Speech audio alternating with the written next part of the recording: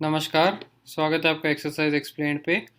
इस वीडियो में हम बनाएंगे सवाल नंबर 5 और सवाल number 6 exercise 5C of thrust and fluids Archimedes principal and flotation ICSE 9th physics. उम्मीद करता हूँ आपको ये वीडियो पसंद आएगा। अगर वीडियो पसंद आए तो अपने दोस्तों के साथ शेयर ज़रूर कीजिएगा और चैनल को सब्सक्राइब करना मत भूलिएगा।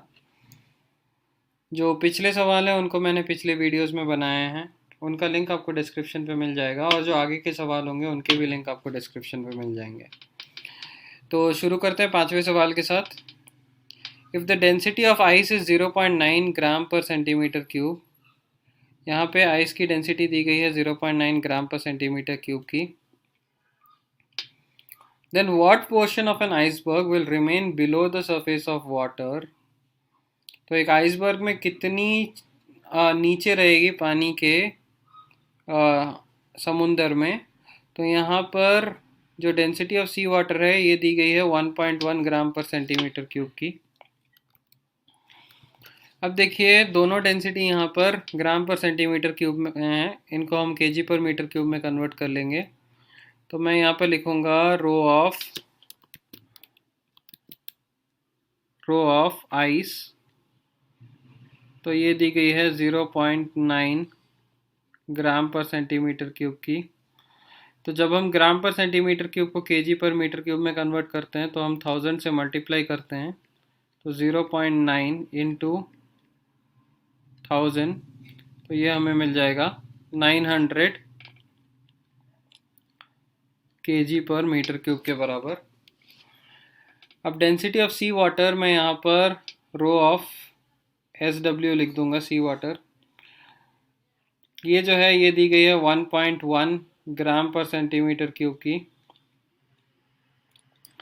इसे भी जब हम केजी पर मीटर क्यूब में कन्वर्ट करेंगे तो हमने वही 1000 से मल्टीप्लाई करना है, तो हमें मिलेगा 1100 केजी पर मीटर क्यूब। तो यहाँ पर हमें मिल गया 1100 केजी पर मीटर क्यूब। अब देखिए हमने यहाँ पर क्या मानना है, वॉल्यूम ऑफ इमर्स्ड पार्ट, अपना जो फॉर्मूला है वो लिख लेंगे। वॉल्यूम ऑफ इमर्स्ड पार्ट को हम VI लिखेंगे divided by volume of total volume is equal to density of ice divided by density of sea water, क्योंकि जो बर्फ़ है ये सी वाटर में तैर रही है। तो अब हमने क्या करना है, VI volume of immerse part जो कि हमने निकालना है divided by total volume is equal to, हमने यहाँ पर वैल्यूज़ बिठा देने हैं 900 बटा 1100, 0 0 कैंसिल हो जाएंगे अपने। तो अभी हम V को दूसरी तरफ लेके चले जाएंगे तो हमें मिलेगा volume of immerse part is equal to 9/11 of total volume. तो यहाँ पर 9/11 जब हम डिवाइड करते हैं तो हमें मिलता है 0.818, तो इसको हम लिख देंगे volume of ice is equal to volume of immersed part is equal to 0.818 total volume. तो यहाँ पर हम लिख सकते हैं 81.8% of ice will be under water। तो ये होगी हमारी आंसर। तो चलते हैं अगले सवाल की ओर का। तो ये जो सवाल है, a piece of wood of uniform cross section, तो इसको समझने के लिए हमने यहाँ पर एक चीज़ समझनी बहुत ज़रूरी है कि जो वॉल्यूम होता है, वॉल्यूम का जो फॉर्मूला होता है वो होता है L into B into H, और लेंथ इंटू ब्रेथ को हम लिख सकते हैं area of cross section into H. तो उम्मीद करता हूँ आपको ये समझ आ गया होगा। तो लेंथ इंटू ब्रेथ जो है इसको हम लिख सकते हैं एरिया ऑफ क्रॉस सेक्शन। तो यहाँ पर ये होगी हमारी area of cross section into H. Total height जो दी गई है ये हाइट है 15 सेंटीमीटर की, तो यहाँ पर हाइट 15 सेंटीमीटर है। Floats vertically with its height 10 centimetre in water, मतलब जब ये पानी में डुबाई जाती है तो 10 सेंटीमीटर नीचे रहती है, और जब ये किसी स्पिरिट में डुबाई जाती है तब ये 12 सेंटीमीटर नीचे रहती है। हमें निकालनी है लकड़ी की डेंसिटी और हमें निकालनी है स्पिरिट की डेंसिटी। तो इस सवाल को बनाने से पहले हमें एक दो चीज़ें जानना ज़रूरी है। तो यहाँ पर पहला चीज़ डेंसिटी ऑफ वाटर, जो कि है रो ऑफ वाटर हमारी 1000 kg पर मीटर क्यूब की होती है, और 15 सेंटीमीटर जो होता है ये होता है 0.15 मीटर के बराबर। 10 सेंटीमीटर जो होता है ये होता है 0.1 मीटर के बराबर, और 12 सेंटीमीटर जो होता है ये होता है 0.12 मीटर के बराबर। तो अब जो है हमने यहाँ पर क्या करनी है, हमने यहाँ पर सीधा सीधा फॉर्मूला इस्तेमाल करना है। वॉल्यूम ऑफ इमर्स्ड पार्ट, इसको हम केस 1 मान लेंगे। Case 1 when it is immersed in water, जब ये पानी में डुबाई जाती है। तो यहाँ पर हम लिखेंगे volume of immersed part divided by total volume is equal to density of wood, जो कि अपनी डेंसिटी ऑफ बॉडी हो जाएगी, density of wood divided by density of water. तो डेंसिटी ऑफ वुड हमें निकालनी है, तो यहाँ पर हमने बाकी सब सब्स्टिट्यूट करना है। वॉल्यूम ऑफ इमर्स्ड पार्ट जो है ये हो जाएगा, जब ये पानी में डुबाई जाती है तो 10 सेंटीमीटर अंदर रहती है, तो वॉल्यूम को हम एरिया इंटू हाइट लिख सकते हैं। तो एरिया हो जाएगी ए इंटू हाइट जो है 10 सेंटीमीटर को हम 0.1 मीटर लिख सकते हैं, डिवाइडेड बाय जो टोटल वॉल्यूम है ये हो जाएगी एरिया इंटू टोटल हाइट, जो कि है 15 सेंटीमीटर की, जिसको हम 0.15 मीटर लिख सकते हैं। डेसिमल हटाने के लिए हम ऊपर और नीचे 100 से मल्टीप्लाई कर देंगे, तो यहाँ पर आ जाएगी हमारी density of wood divided by density of water है हमारी 1000। तो अब देखिए अपने को क्या मिल रहा है, एरिया और एरिया यहाँ पर कैंसिल हो जाएगा।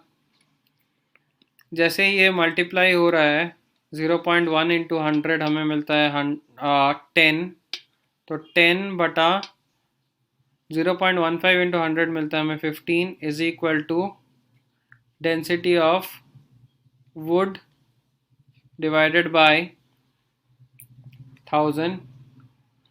अब 1000 जो है चली जाएगी दूसरी ओर, तो हमें डेंसिटी ऑफ वुड, मैंने लेफ्ट हैंड साइड को राइट हैंड साइड लिखा है और राइट हैंड साइड को लेफ्ट हैंड साइड, ये मिलेगी हमें 10 इंटू 1000 डिवाइडेड बाय 15।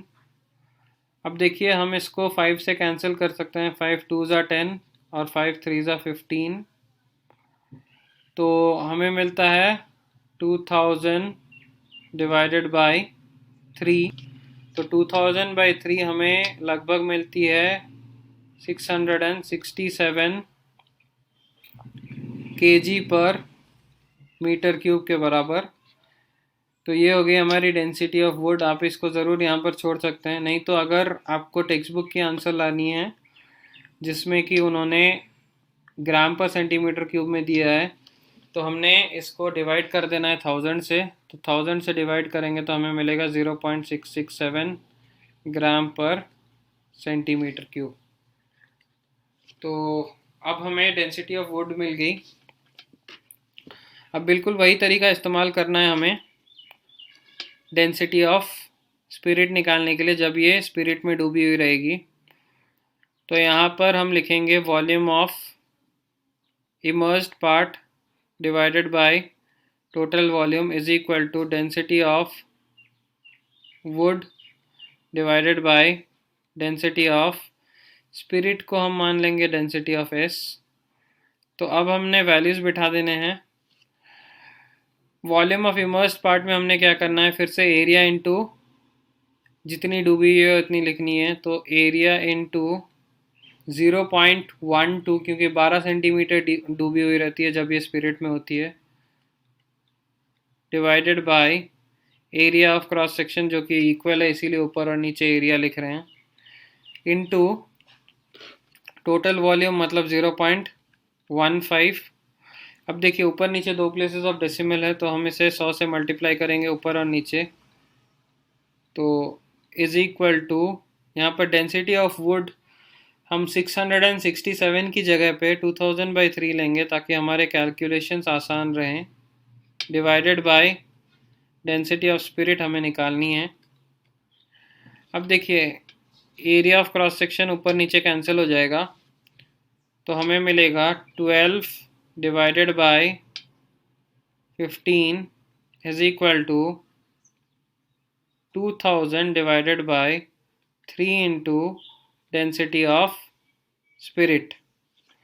अब डेंसिटी ऑफ स्पिरिट चली जाएगी दूसरी ओर लेफ्ट हैंड साइड पे, 12 आ जाएगा इस तरफ, 15 भी आ जाएगा राइट हैंड साइड पे। 12 और 15 राइट हैंड साइड पे आ जाएंगे, density of spirit left hand side पे चली जाएगी, तो हमें मिलेगी density of spirit is equal to 2000 into 15 divided by 3 into 12। अब देखिए 3 4 ज़ा 12 होता है और 3 5 ज़ा 15 होती है, 4 इंटू 5 ज़ा 20 होती है, तो 4 इंटू 500 टाइम्स हो जाएगी हमारी 2000। तो हमें जो है डेंसिटी ऑफ स्पिरिट हमें जो मिल रही है, ये मिल रही है 2500/3। तो 2500/3 हमें मिलता है 833, तकरीबन 833 kg पर मीटर क्यूब के बराबर। और जब हम इसे ग्राम पर सेंटीमीटर क्यूब में कन्वर्ट करेंगे, वैसे ज़रूरी नहीं है ग्राम पर सेंटीमीटर क्यूब में कन्वर्ट करना, तो हमने 1000 से डिवाइड करना है, तो हमें मिलेगा 0.833 ग्राम पर सेंटीमीटर क्यूब। उम्मीद करता हूँ आपको ये वीडियो पसंद आया होगा। क्वेश्चन नंबर 7 से आगे के सवाल आपको अगले वीडियो में मिलेंगे, जिसका लिंक आपको डिस्क्रिप्शन पे मिल जाएगा। तो मिलते हैं अगले वीडियो पे, तब के लिए धन्यवाद।